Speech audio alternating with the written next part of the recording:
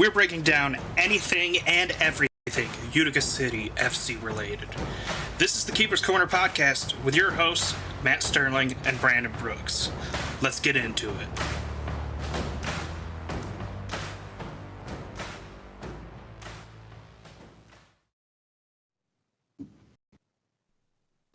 Hello.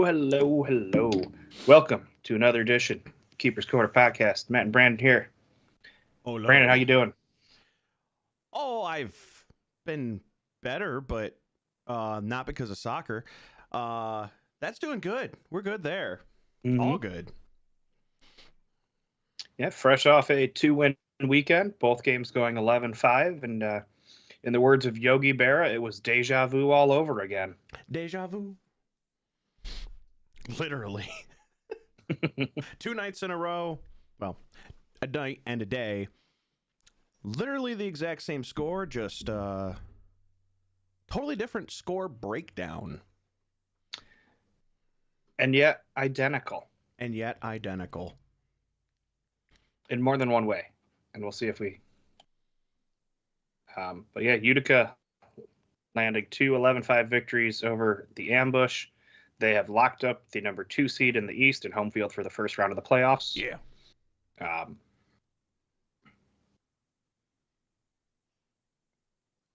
What is Hubert? I don't. Brandon, your mic's too quiet, apparently. Well,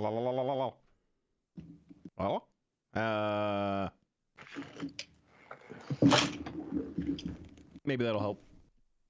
I just touch the gain up a little bit. Bump up my slider. Okay. See if that helps at all.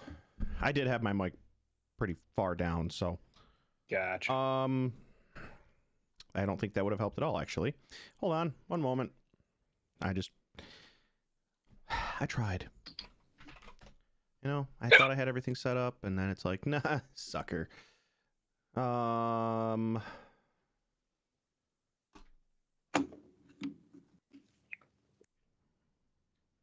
you're doing that. Yeah. Let's just... It doesn't, but it's fine. Wow. I think that should well, maybe the second fix. I think that should be a little bit better. I needed to program my slider properly. It wasn't right. It wasn't good. Okay. Well, if that's all fixed, that is one thing out of the way for us, and then we could talk Utica City here. Yeah, I mean, that's kind of why we're here, isn't it? Yeah, I guess. 2 games, as we were saying, 11-5, both of them. I don't think there's a whole lot. I mean, yeah, we got to talk about it, but I don't think there's a whole lot to talk about. You know what I mean? Yeah, I mean, you could take care of business. Plain and simple. You know, we did what we needed to do. Got through both games with a win. Got the 6 points. Locked up second in the East because we know we're not getting first. That's a given. Yeah, I mean, we did what we needed to do. And there's not much more than that. No, not at all. It was Utica taking care of business as Utica has done. Yeah.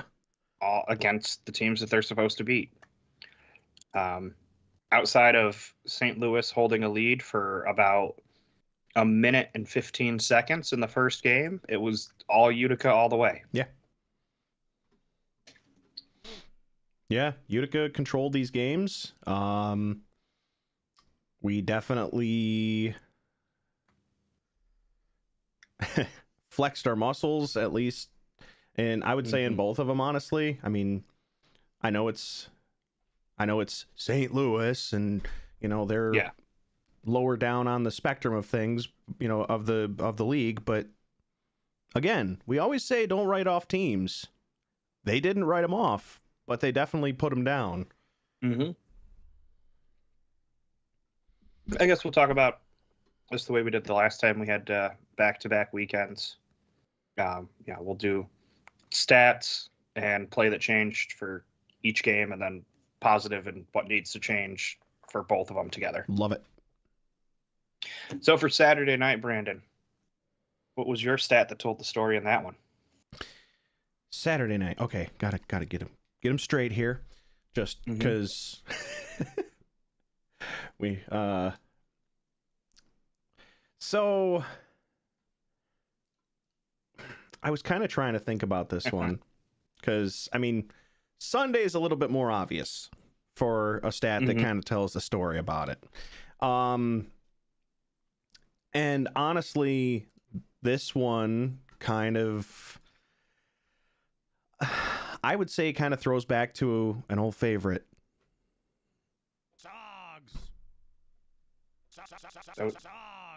That's really quiet on my end. It is really quiet on my end too. It's You might want to turn that up. Yeah, it's because I made the changes I told you about before this. That's why. So things aren't being controlled properly. But it's Sogs. We completely outshot the ambush by a margin of 10. We shot 33 times, they shot 23.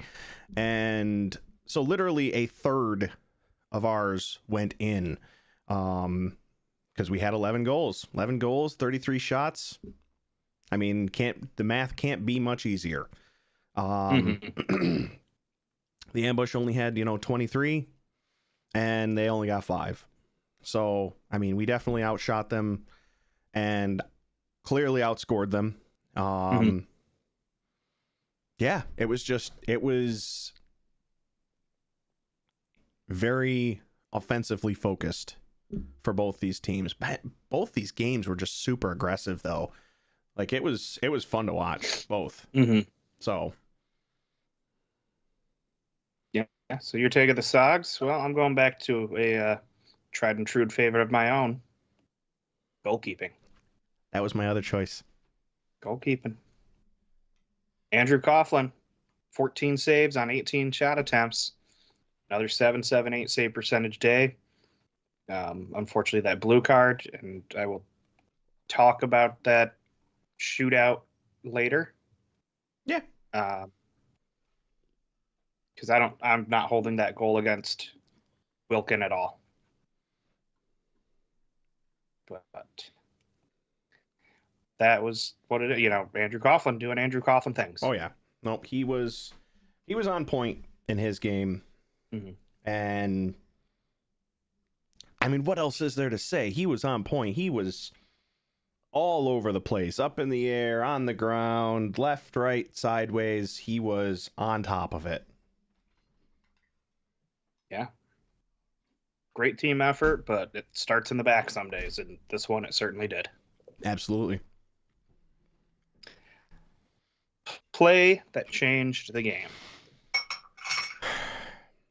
I'm going to take it first because you just went first on that one. By all means. And that is, I'm going to say Locker deciding to pull Ogaz and put Barroso in for the second half. It was a much tighter game in the second half. Much tighter. Save rate wise, not as different as you would think. Barroso actually had a lower save percentage. But I think Utica saw that as, they're going to their backup. We kind of let off the gas a little bit. Yeah. And, it didn't punish him nearly as much. 20 shots got to Ogaz in the first half versus 11 for Barroso in the second. We definitely, it felt like we were taking our foot off the gas in the second half. It's like, okay, are we, we're up at the end of the second, we're up 7-2. It's like, yeah, but why not get more? Why not? Yeah, that was Barroso's first game at the M1 level. He'd been playing down at M2 for the Ambush 2 all year. Yeah. But yeah, I think that's where things changed. In Utica's mind, it signified that, all right, they're done. We're gonna kind of put this on cruise control and stay at flying altitude until we have to land this baby. Yeah. I mean, I'm not usually a fan of taking the foot off the gas because it's come back and bitten us before. but and I'm still wasn't a fan of it here.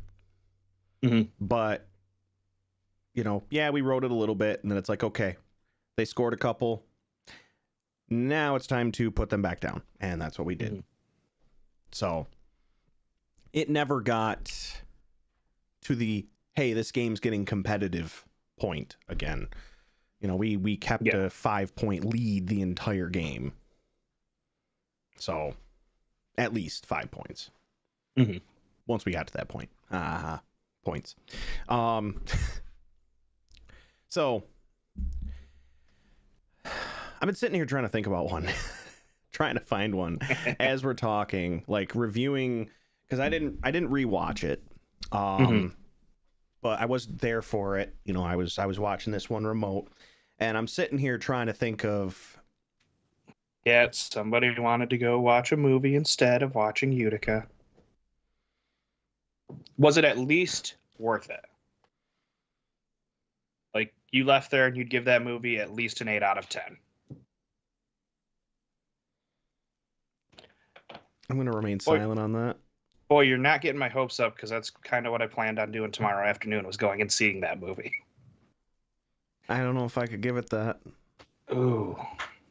And you know how much I love that franchise. That's why yeah. I need to. Let's just, for those that are curious, I went and saw Ghostbusters Frozen Empire Saturday instead of coming to the game. I know, blasphemy. But, I'm a big ghost head, literally a part of a charitable organization in Ghostbusters Central New York, doing stuff like that. And yeah. Go in with low expectations. How about that? And you'll be fine. Okay. Anyway. So I'm trying to think if there was any of them that really anything specific that stuck out in my mind. And I remember the assist for Coughlin and Moe. It wasn't a game changer, but it is a play that stuck out in my head just because it was reminiscent of Andrew Coughlin, the assist machine that we had last season. And the fact that he did it with Moe, who was not here last season. I don't know. Like I said, it stuck out in my head. Again, not a play that changed the game. I don't really have one. Just because this, like we said, it was kind of all Utica. Yeah. So it's like, I agree with yours because it did change the way the game went for a little while. But this one just kind of said to me, hey, this team is in sync. This is one player that's been here since the beginning of Utica, one player that just came in this year, and they are just clicking. And I love that. I love seeing that. Mm-hmm. So that's probably what I'd have to go with. And Steve, I saw those and I want them. Sorry. Side note. Yeah, it's like it was a great assist. Nice little move from Moe on that one. Yep. They did change his stat line from 2 goals and 2 assists, even though they credited him with the 1 goal that originally he was credited with a goal on the shot that maybe went off an ambush player and went in, but then they came back and said that Frank got a piece of it off his head. Really? Yes. I didn't think so. Yes, they credited that one to Frank. Yeah, I the way that the angle looked on the camera, Frank's head was not in the right position for that to go that angle. The St. Louis player, the ambush player, was. Unless it hit the ambush player's head and then skimmed off of Frank. I guess, yeah, that's about the only way that. But yeah, he ended up with a hat trick in that first game. I guess we should have asked him.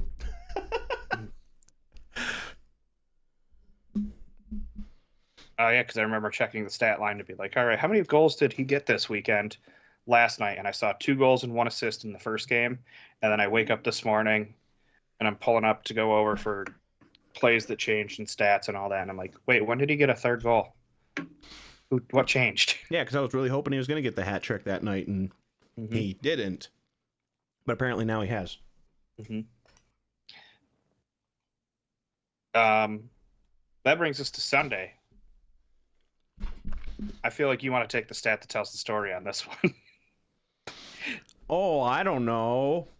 It might just be that one player outscored the entire visiting team by himself.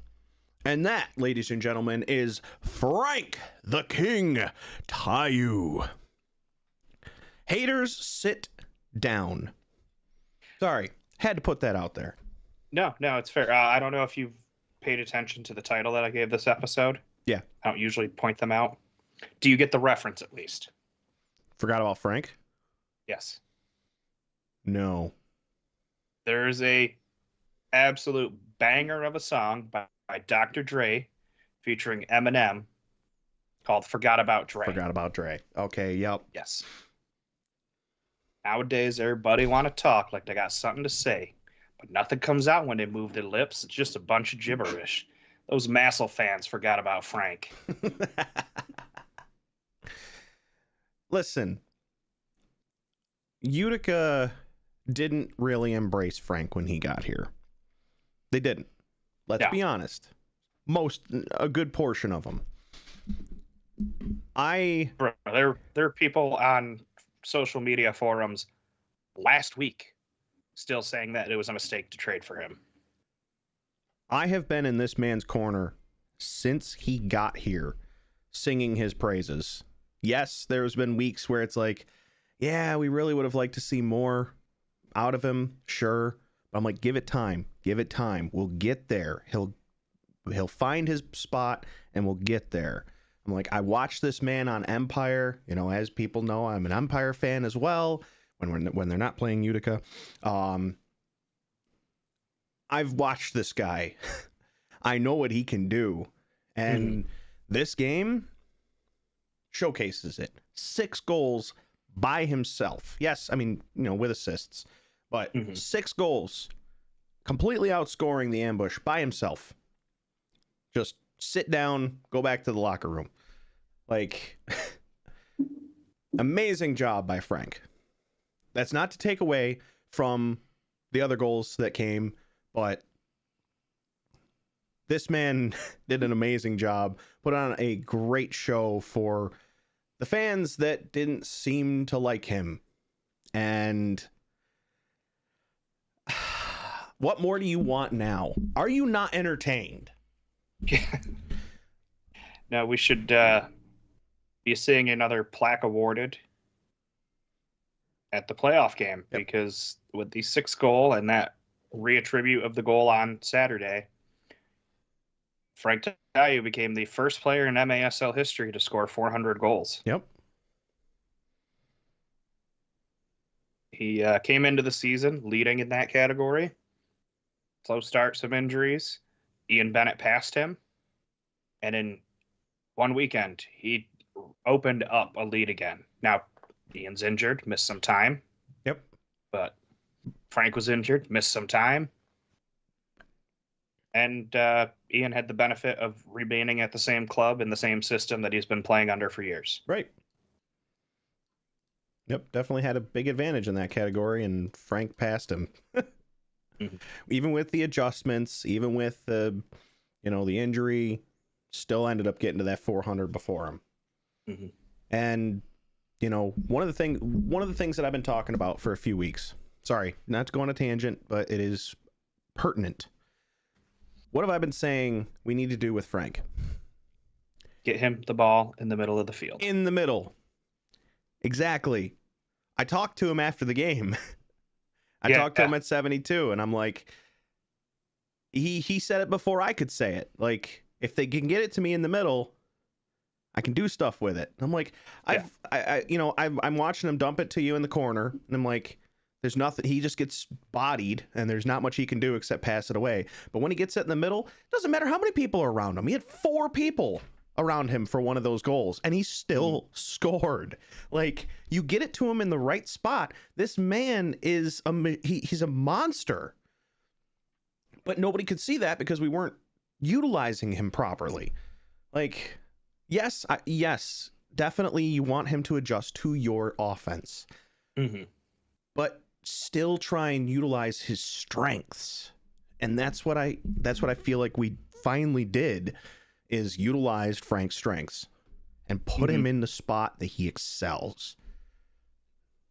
So yeah, and we've seen it over the past couple of weeks before his injury. Yeah.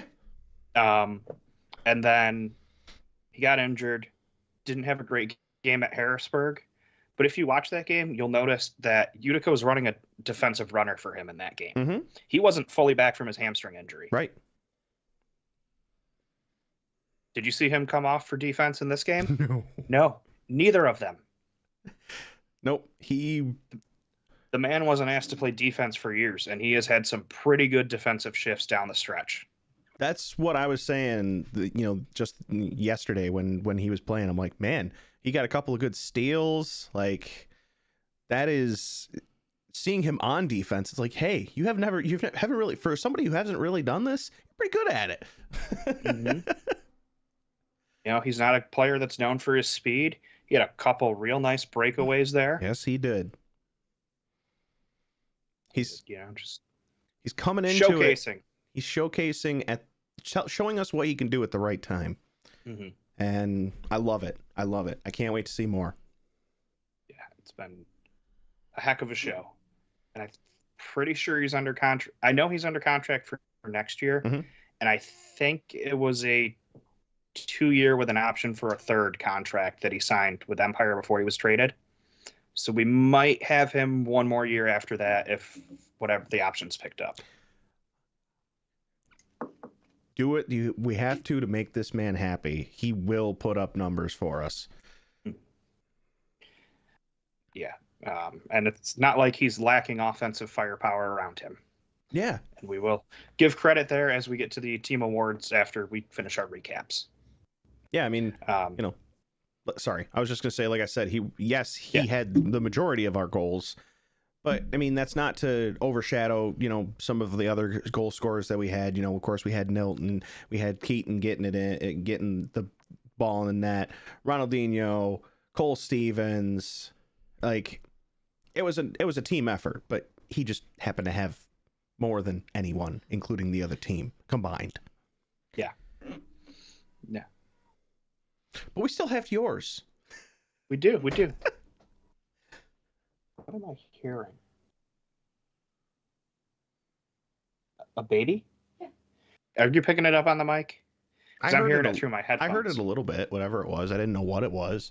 Next door? Yeah. Okay, that's new. And grandson.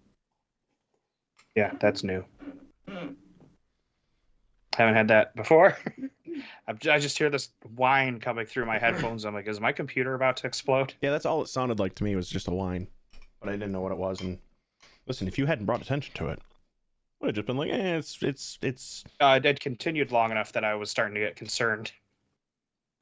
Yeah, so here's my stat that tells the story. And we, point out how it's kind of funny that both games went 11-5. Mm-hmm. In the halves of each game where Barroso was on the field, Utica outscored St. Louis 4-3 in both halves. In the halves that Ogaz was out there, Utica outscored them 7-2 both times. So not only was each game identical scoring, each goalkeeper had identical scoring in each game. That is impressive. That just makes the picture that the Utica City the Utica City social media put up. Mm-hmm. You want me to score? You want me to win the game 11-5? You want me to do it again? Perfect. Loved it. It was the same kind of thing. Like, Ogaz faced 13 more shots against him than Barroso did. So I don't know what it is, but Barroso seemed to have a better handle on the defense there. Yeah. Even if his save percentage ended up being much worse. But the defense, Utica wasn't getting past it as much. Yeah. But yeah, that's my stat that tells the story. I I don't know if there's a play that changed the game in this one, unless you're gonna say, again, pulling the goalkeeper, because it was a 1 goal game at the half, and then it very much wasn't by the end. Yeah, I mean, again, it was a very one-sided affair. I think, I mean, if you really had to, there was never a stat that told the play that changed the game, but Mhm. man, this, I mentioned it already. These games, specifically the second one, were physical. Oh my, Mhm. just these guys were throwing each other around like rag dolls. Like this Yeah, was a WWE match in the making. yeah, we saw two very different styles of officiating over the weekend. Yeah, calling everything and letting everything else go. Yeah, like overcalling, I would say in the first one. I'm like, yeah, that's a foul, absolutely. But it happened more than a body length away from the boards. Why are we calling it a boarding penalty? Uh-oh, why did I just disappear? You There we disappeared. go. I'm back. I don't know why I disappeared. I'm here. Okay. Um, and then, yeah, Foster's home or Foster's ref for imaginary calls Yeah. in one game. Yeah. Positive takeaway. I mean, what needs to change ahead of this weekend? Ahead of this weekend? Yes. Rest like Moving everyone. forward, Rest what like do you everyone change? this next weekend. Like we don't care. We don't care about this game. Yes, it would be nice. Sure, it'd be great to win in Baltimore. But we've already lost there, so it's not like it's a matter of pride. We're trying to go, sweep them for the season or whatever. Who cares? Rest everyone that we need to. Bring down half of Krasnick for all I care. Just Well, the roster I freeze know. already happened, so we can't. But yeah. But I mean, I wish we could have just sent Krasnick.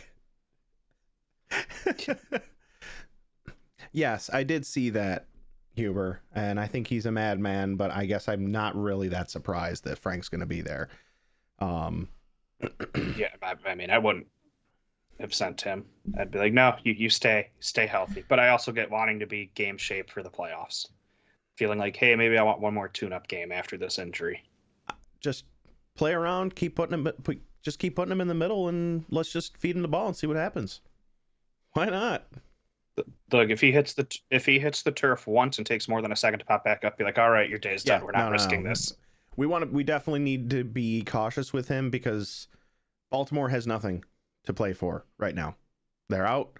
So if they really want to, like, not that I'm saying they have any sort of ill intent, but they could be out, they could be out to ruin our season, ruin our playoff chances. Again, I'm not saying that they have any ill intent. I do not want this misconstrued. It's just, it's a solid way, a solid reasoning that, hey, They're gonna yeah, play physical. just like St. Louis just did yesterday. That's possibly why they were playing so physical. It's like, we're going to leave you battered and bruised. We know we're going to lose, but hey, you're going to have a hard time going forward. Yeah, you're Yeah. gonna remember this game. You're gonna feel it tomorrow. Yeah, exactly. The last Baltimore game wasn't good either for us for injuries. So it's like, let's not have a repeat. If somebody, like you said, if Frank goes down for too long, you're done. Stay off the field. We'll play somebody else in your place. Like that just can go out and get experience. This game means nothing to us. I know I'm getting ahead of myself, but that's what needs to change for this weekend. Like, rest everybody we can. We don't need to do anything this weekend. There's nothing to prove. Yeah. There's nothing to gain. There's only things to lose. Yeah, we got to be careful. Yeah. Let these guys that you added to the roster last minute get a chance to see some MASL experience. Send Damon and Bricky and Berger and Stevens and Albert and Julian. Let him start in goal. I was going to save that until we started talking about the game. I want to see Julian in goal. But yeah. Don't let Nilton play. Don't let him risk picking up a blue card and having to serve a suspension in the first game. But I guess to get back on topic with what I think needs to change, our power play could still be a little better. Yes. Could use a little tune-up. It looked better in the second half of the season than the first, but not a lot. And at times it was very ugly, a la giving up a shorthanded goal yesterday. Yeah. Yeah, that's too common an occurrence. Yeah. We've seen that too many times this year. We've given up way too many. It's concerning.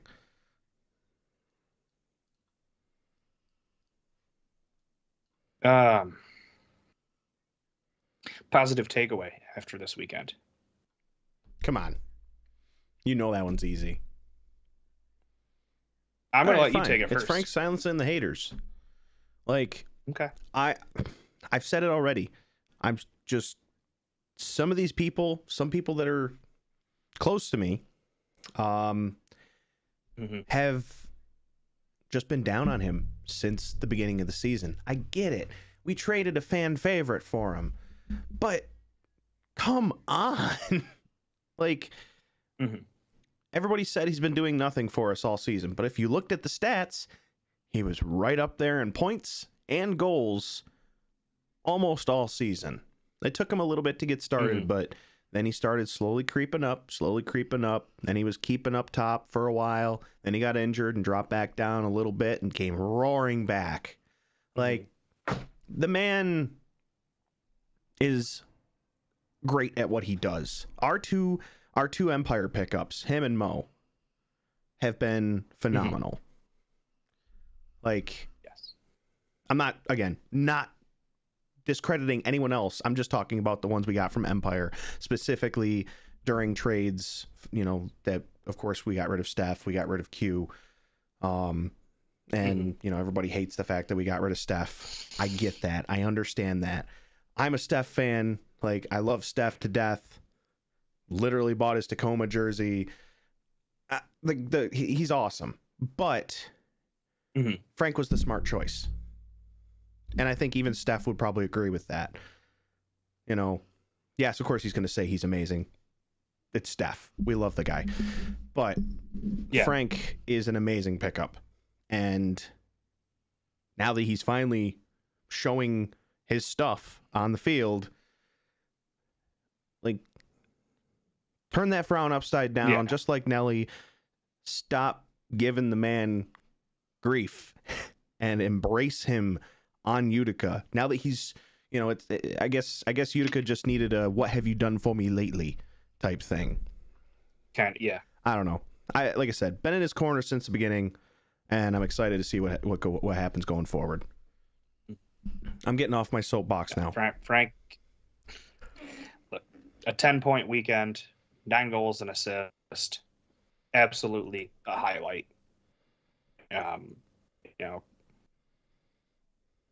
All hail the king, return of the king, whatever you want to call it. We are not worthy from. I am blanking on that movie right now. Bill and Ted. Mike Myers. What? No, Mike Myers. Gary. 90s movie was an SNL sketch turned into a movie. Wayne's World. Yes, thank you. Yeah. Complete blanking on it. Yeah. My next clue was going to be Bohemian Rhapsody.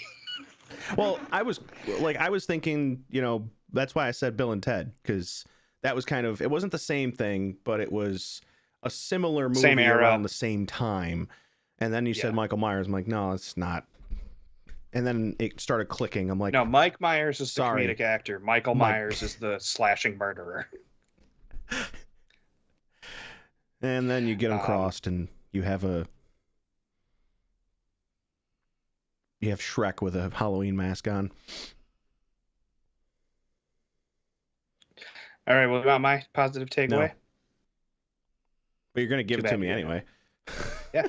The positive takeaway from this weekend is not only do we have home field advantage for the first round of the playoffs, but thanks to the fun travel schedule for San Diego and a very tough final 2 games for Milwaukee, Utica gets to play Kansas City in the first round.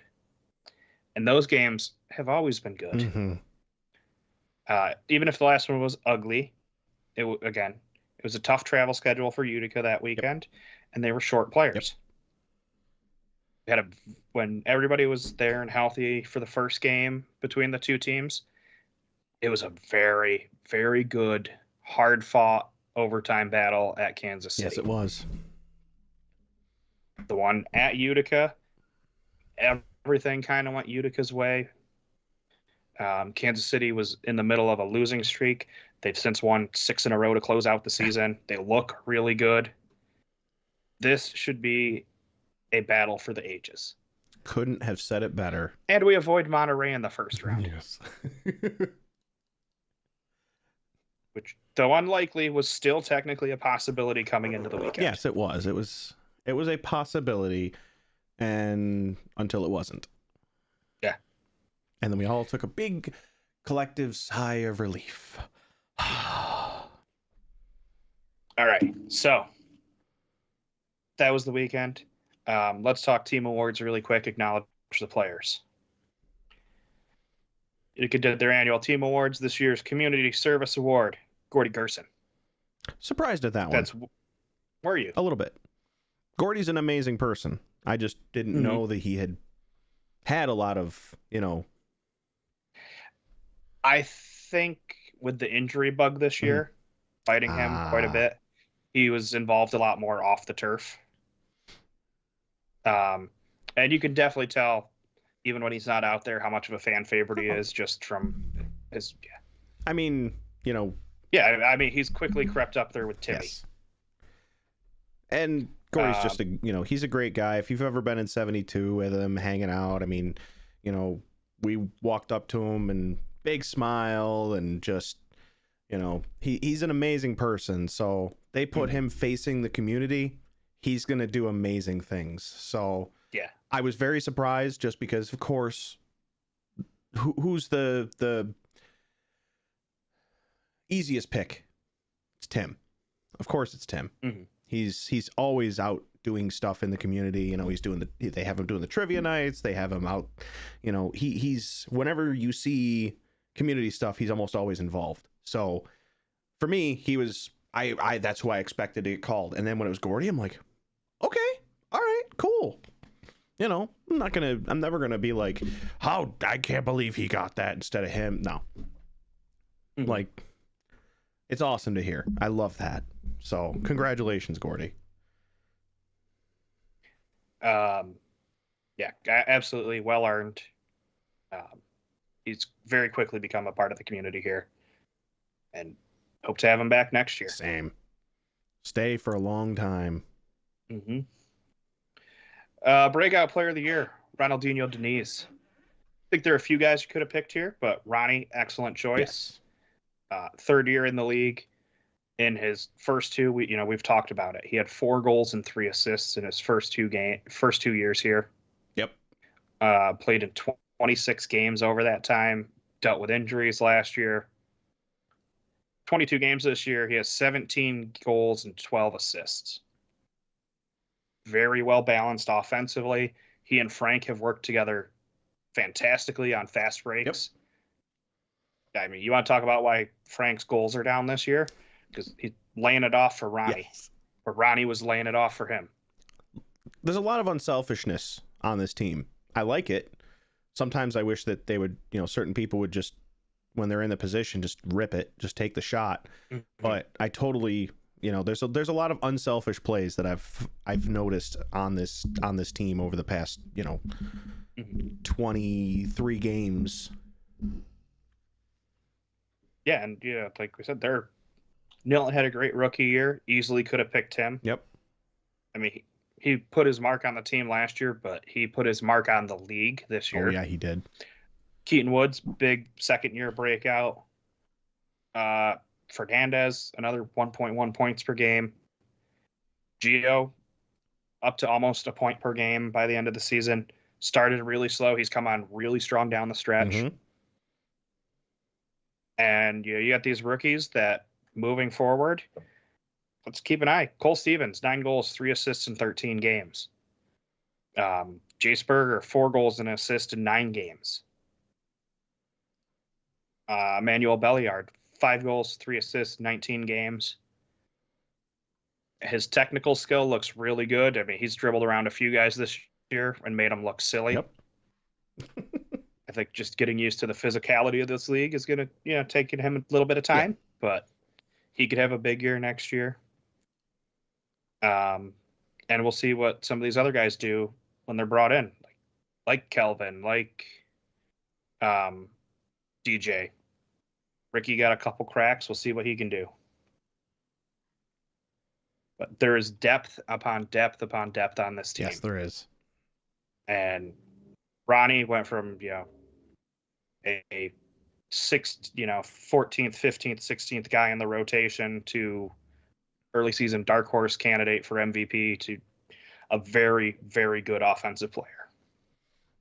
Yeah, there was a lot of, like you said, there was just so many choices for this one. It could have been, a handful of players, and they all deserved it. So, let's see. The next award on the list, player with the most heart, Dylan Hundell. Heart and hustle, I absolutely agree.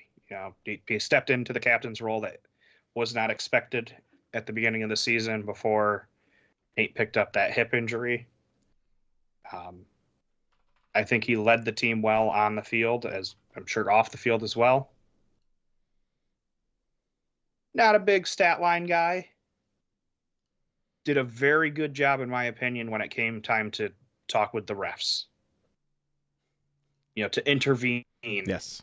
Between player A and the refs. Mm-hmm. Yeah. Yes. Didn't matter who it was. Yes, he had, quote unquote, great power thrust upon him. Mm-hmm. Being put into the captain's position completely kind of, I don't want to say out of nowhere, but I'm sure it was not something he was initially expecting to do this season.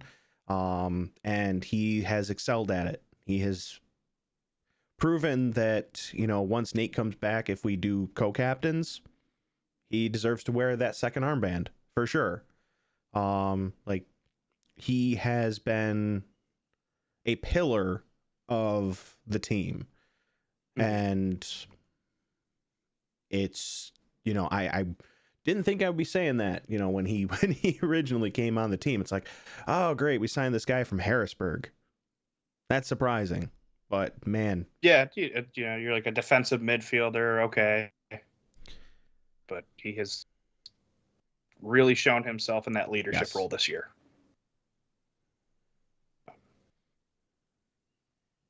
After that comes the co-defensive players of the year. I don't know if we were expecting that. No. And I will say, look, it's Wanalava, who we've talked about multiple times this year for big plays, stepping up, embracing that defender role, and Logan Roberts, who I'm just so happy he finally had call it a breakout year for him because he stayed healthy for the first time since. I was going to bring that up that, he made it to the end of the season. Not in a cast, basically, He's played every game this year. He actually made it to the end of the season without getting, without catching the injury bug. So. And I'm very certain that at the end of our wrap up where we were talking about roster construction for this year, I said something along the lines of love Logan. He's fast out of the back. He's a good defender. He gets injured too much. You could probably expect him out there for 16-ish games. Boy, did he prove you wrong. Oh, I'm so happy. Because it was always soft tissue injuries. Yes, it was. It was a pull this, a pull. One of those are just I've seen this in a lot of sports. It just, some guys it happens to. But to see this in a year where the defense looked pretty thin to start the year for both of these guys. Well-deserved honors. Fun fact, you know how you said that he's played every single game? There's only 2 other players that have played every single game. Do you know who they are? Without looking? Alava. That's number 2. And Gio Alves. Good job. Yeah, that's the only 3. The only 3 players that have played every single game. Gio, Logan, Juan. For Juan and Logan to get that defender award, I mean, I'll be honest, I was a little surprised that Nelly wasn't in the picture, because he's been a great defender for us as well. But Logan still deserved this all the same, you know. And Juan, there was no question. No question. I'm surprised they didn't play him on Sunday. Nelson. Yeah, he was. Yeah, because the suspension was up. You know, give him the extra time. Like they didn't need him on the field. Yeah. You know, rest him. Yeah, I know how much my day-to-day job bangs up my body sometimes, and I'm 15 years younger than him, and not playing not in a job where I am running into people and getting tripped and getting punched or punching or. Yeah, let the man rest before. Yeah, and I mean, with how physical that game was, I mean, he would have been physical right back. So you never know what would have happened, what could have happened. You know, the last thing we would have needed is him to get a red card. Although he would have been out for Baltimore, so yeah.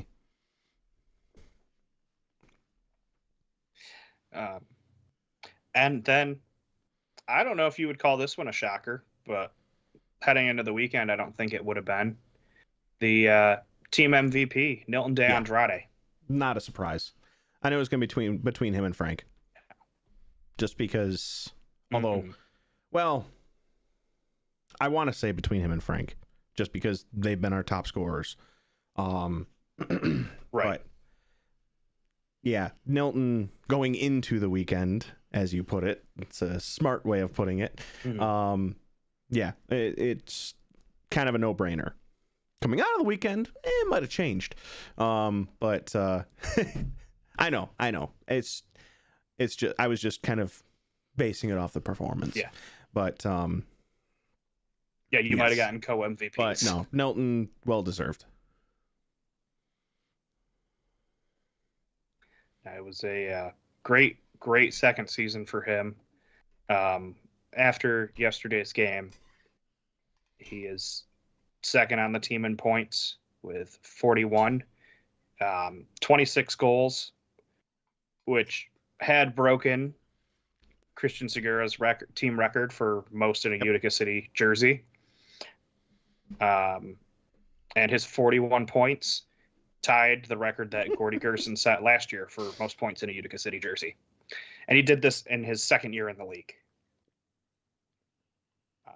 I mean, I'm sure I'm speaking for pretty much all Utica fans here when I say we are expecting some big things from him. He's one that we need to hold on to. Like, unless he's like whatever we got to do, like, definitely. If he's happy here and he likes the atmosphere and he likes the fans and he likes the guys he's playing with and the coach that he's playing under, just give him a 3-4 year contract. He's gonna put out, like, you can see that he's gonna, do good things for us. So, go for it. I think he's one to bank on for sure. And those are the team awards. Like I said, congratulations, everybody. Woo! The home season is in the books. We have one game left. Yeah. And though Nilton briefly held those honors of the record book, Frank's performance and the reaccredited goal put him ahead in both categories. Said mine. Frank's 27 goals are the most in Utica City history, and his 44 points are the most. If you get rid of those 2 games that he missed with injury and he does what he's been doing down in Baltimore, you'd be looking at a 50-point season, which I think everyone would have signed up for at the trade.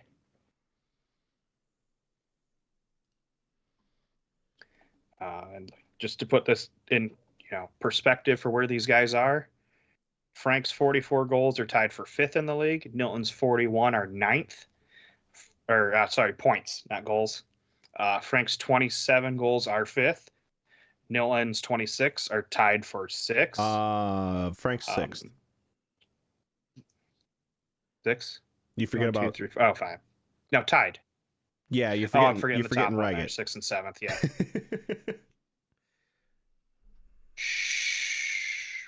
We shut him down in 2 out of 3 games. You gotta take the bubble up on the top.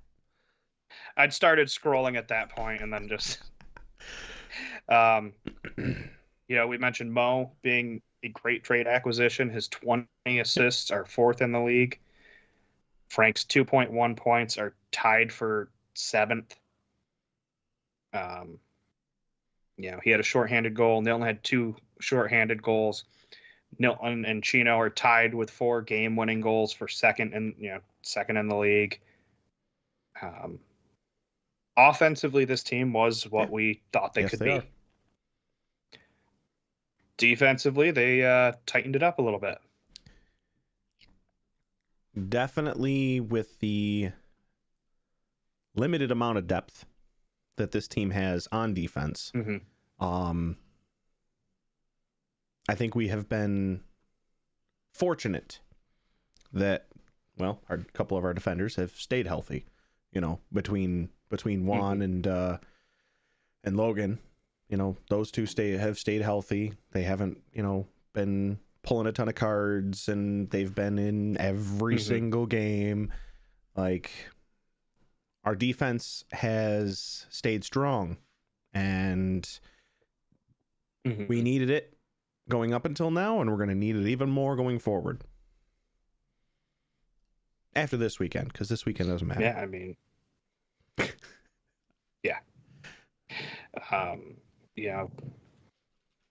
And I think the one thing that kept Coughlin from being in the discussion for team MVP was missed a couple games to injury, missed a couple to illness. But I want to put that out there. His 5.288 goals allowed against is the 3rd best of his career in a season where he played at least 10 games. And his .715 save percentage is the best. Brandon, I don't know what you're doing, but because it's off. Eating. Now I know.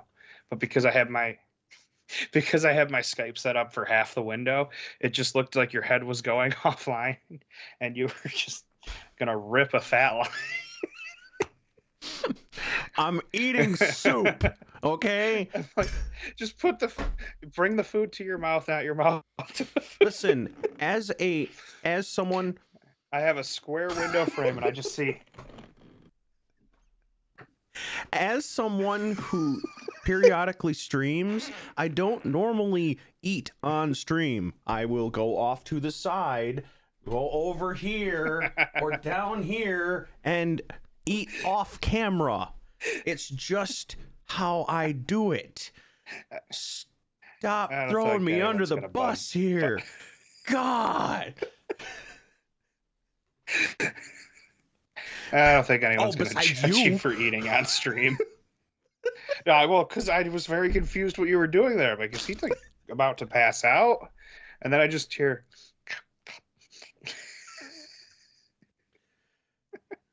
I hate it here. I want to go home. Oh, wait. Oh. Good thing you're already there. All right, so playoff matchup set. We'll worry about that when we actually get the dates.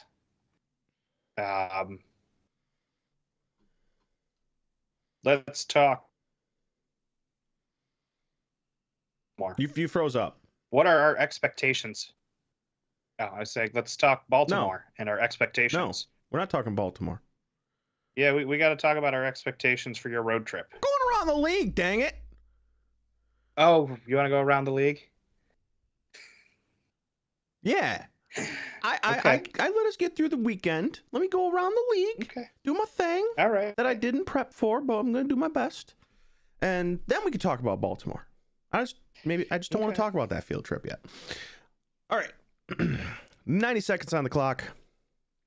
We start with Empire Strikers traveled down to Corner Sport Arena and got completely destroyed in a 110 upset against, I guess not an upset, up against the Chihuahua Savage, with the only goal coming from our lovely Quentin Swift. Baltimore went down to Mesquite and did not fare so well against the Texas Outlaws in a 9-4 loss, with a Vinny Dantas hat trick. So that one probably hurt a little bit. San Diego struggled in Milwaukee with a 3-2 victory over the Wave, which of course set in motion some of the playoff implications for us. The Sidekicks, that was the outdoor game. That doesn't matter.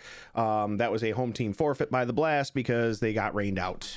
So much for rain or shine. Anyway, Cable Dahmer Arena saw a fantastic game of the Sockers versus the Kansas City Comets, and the Comets came out ahead with a 10-6 victory.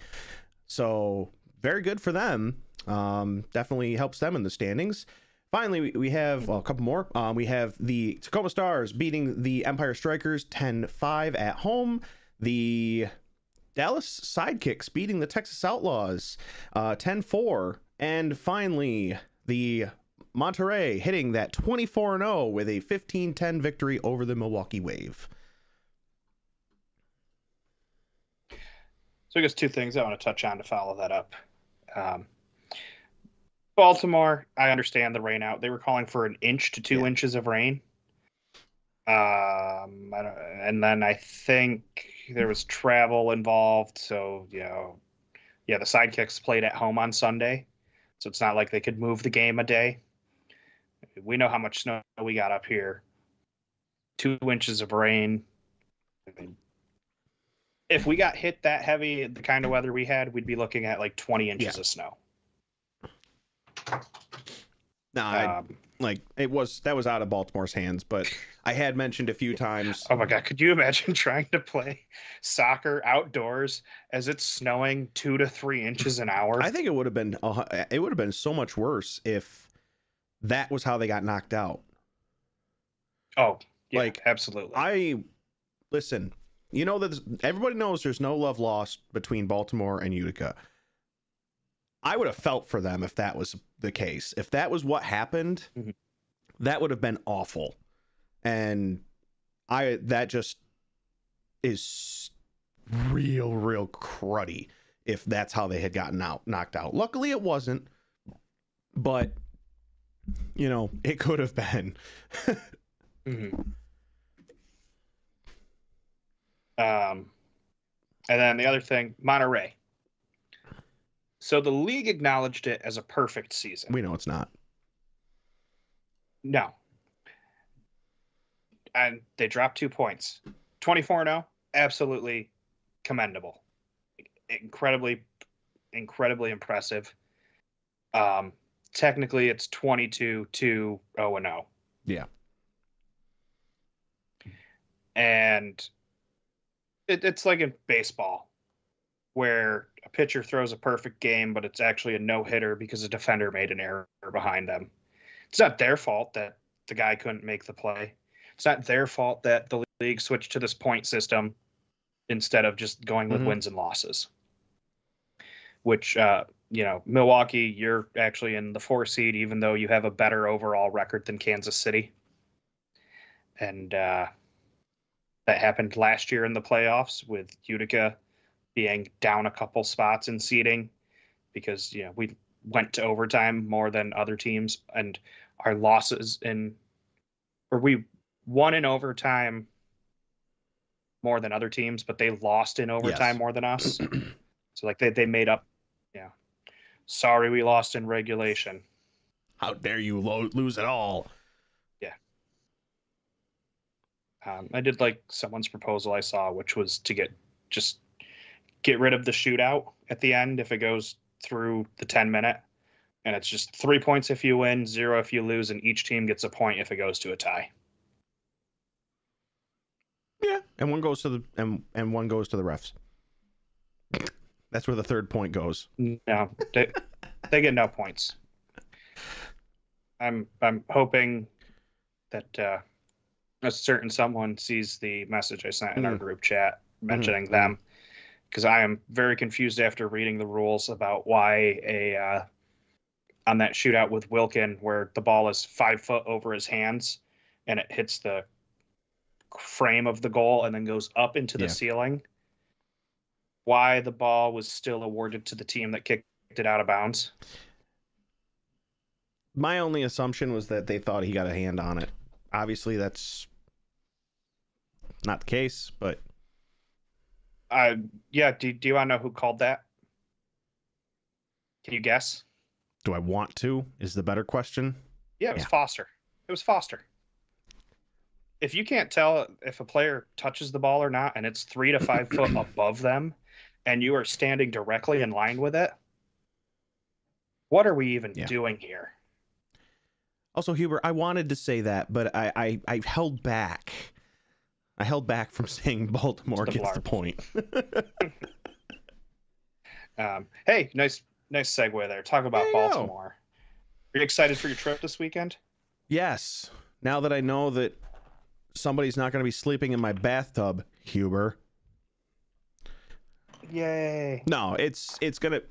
Is he sleeping on the floor instead? No, he got his own bathtub. Good. But no, I'm actually very excited. I'm hoping, I'm always looking to expand the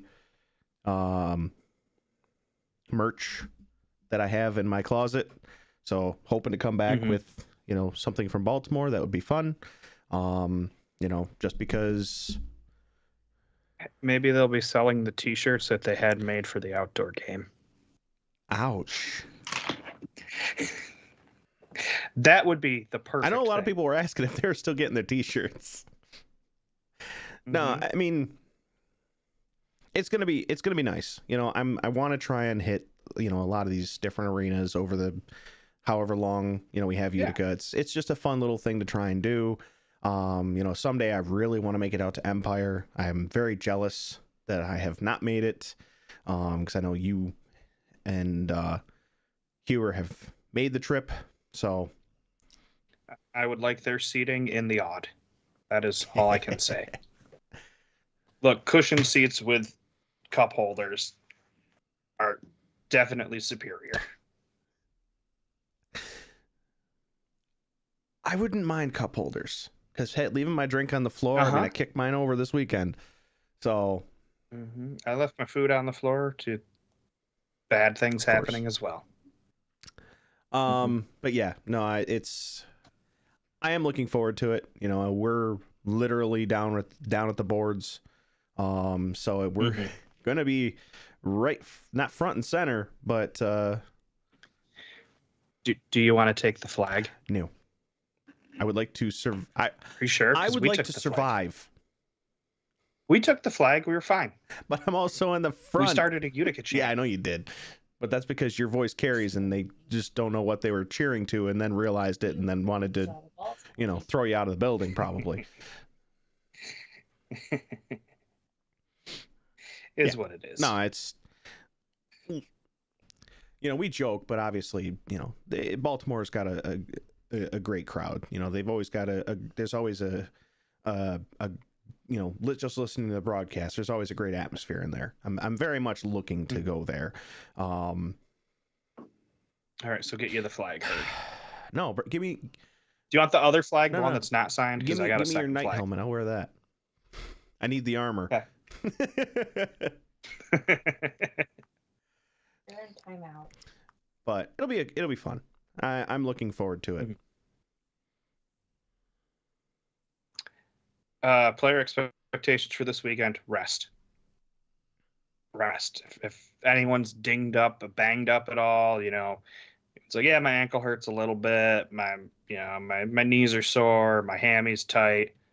I have a hangnail. Yeah. Sit them. Yeah. Don't take no unnecessary risks.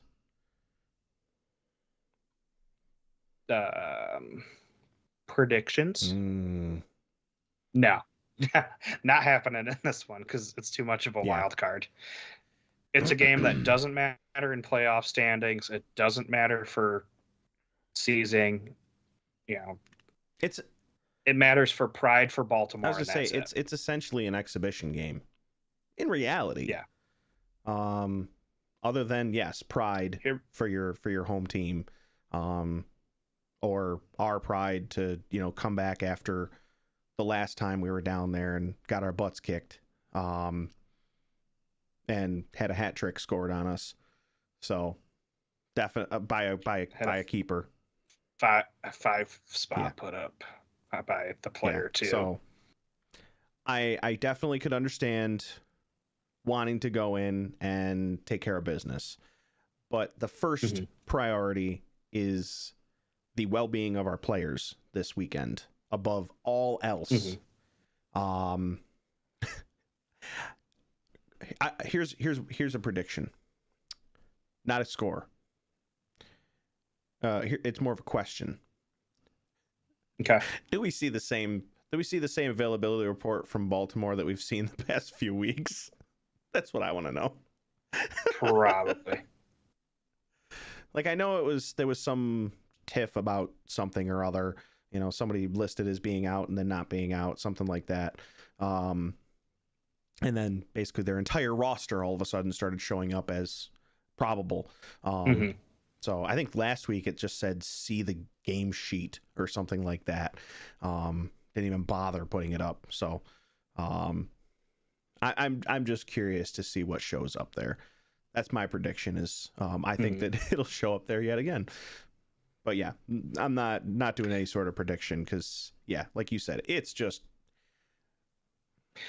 Yeah, my prediction is we're gonna see, if they're healthy, Timmy, Rafa, Albert. Yeah, I know. I'm saying if they're talking healthy. To Rafa, you're not seeing him this weekend. He's okay. Still banged up. He was talking about trying to run this week, so we got to run before we can play.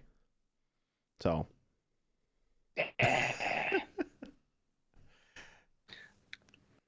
Look, I haven't been stepped on that hard, but yeah, that one did not look. And Steve Andrews should not be playing this weekend. Yeah. Brian and Julian, that should be, and Julian should start. Like, just put him in goal. Why not?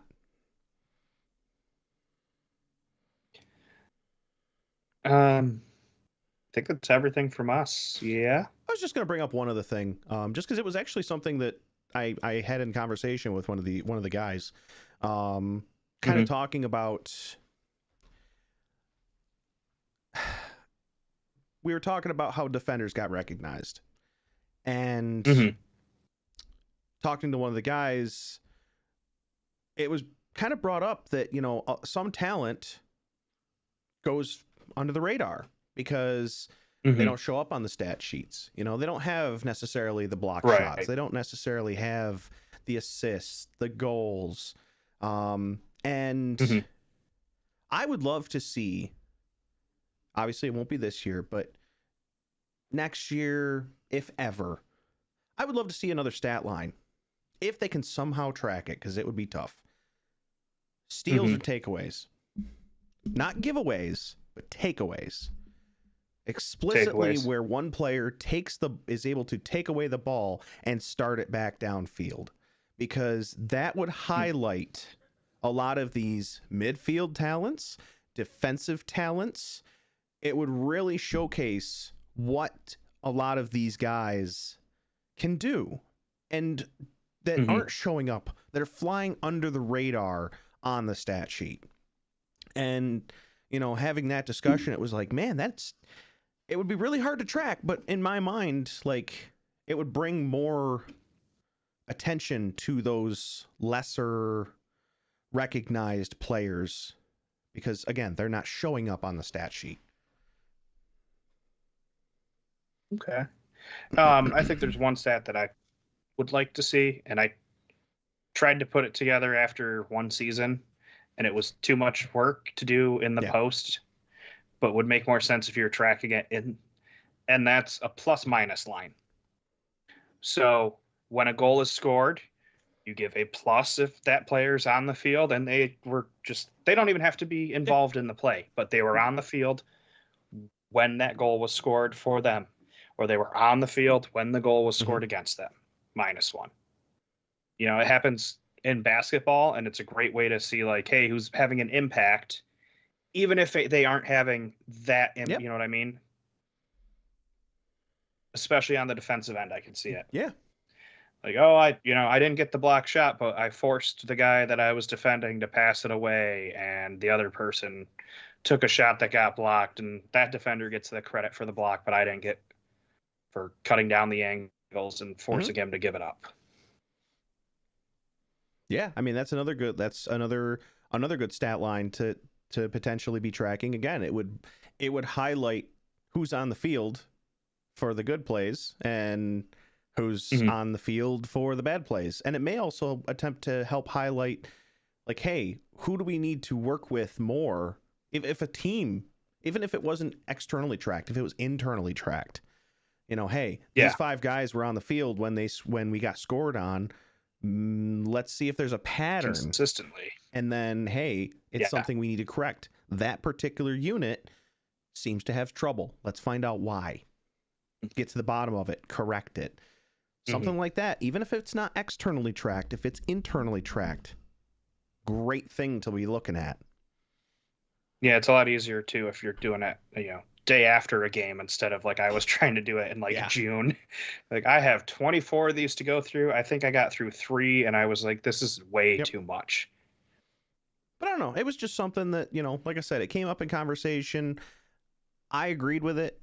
I thought it was a great idea. I don't know how on earth they would attempt to implement it other than literally just people watching the game and taking note for certain things for when they happen. But I don't know. It just it made sense because a lot of these, because we're going to get down to the end of the year, and player of the year, defensive player of the year is going to go either to whoever had the most blocks or whoever scored the most out of the back. Yeah, as it tends to go. I think that's pretty much everything. Just a little throwaway from me at the end is I'm really proud of our corner of the arena for catching on to my heckling, because it is getting louder and louder after every one-liner. You bum. Yes. Now I got to get the rest of the training done, so when I cheer for our guys, it's you stud. Is that what you're going with? Yeah. Yeah, I'm stealing it from a TikTok guy, which I've done the whole. I'm not stealing the lines, but I am stealing the you bum, you stud. Fair enough. But like, hey, Coughlin, I hear you always rewound your Blockbuster rentals, you stud. Oh. I'll pull out the pens again. Yeah, just dumb little ones like that. But you know what? It's those dumb little things that get the crowd laughing and then get them involved. Like their steak well done with ketchup. Yeah, they're fun ones. Nothing about this is like you're terrible at soccer.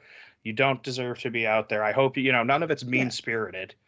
It's, I hear you think Olive Garden is real Italian food. Bum. Which in the Utica area was guaranteed to be a success. Oh, yeah. Yeah. It's like you're... I mean, I sent one personal one towards the St. Louis coach, but when you kind of force a coach out because you don't see eye to eye with them, and then they go to another team and they beat you every time they play you, that might hurt a little bit. And having that pointed out might hurt a little bit. Yeah, and then he got red carded that game. I know. I was sad. I had all my heckles planned for him that day. I wasn't going to even deal with the players. I just wanted to You harass wanted him. Yes. You never got to. You got anything else for us? No. Hit up our TeePublic store. Follow us on the socials. Like, subscribe, hit that little bell thingy so you know when we're going live. Ding, ding. We'll be back next Monday to do an end of season thing, and then talk playoffs. And after that, it might get interesting for scheduling wise, just because of the IIHF and how that's going to affect my work schedule. That, and potentially, depending on when we actually get a playoff game, there won't be much to talk about. So Yeah. there won't be anything going on. So yeah. Until then, thanks for joining the chat. Thanks for watching. Go Utica. Let's get some more sogs.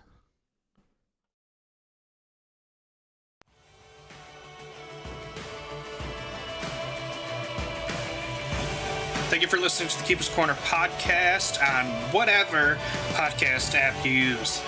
Please make sure to hit that subscribe button so you never miss an episode. If you'd like to interact with us, you can find us on Facebook, Instagram, Threads, and Twitter or X, whatever you prefer to call it. We have a TeePublic shop where you can get UCFC player swag or help support the podcast. Thank you. We appreciate it. And one last thing, go Utica City.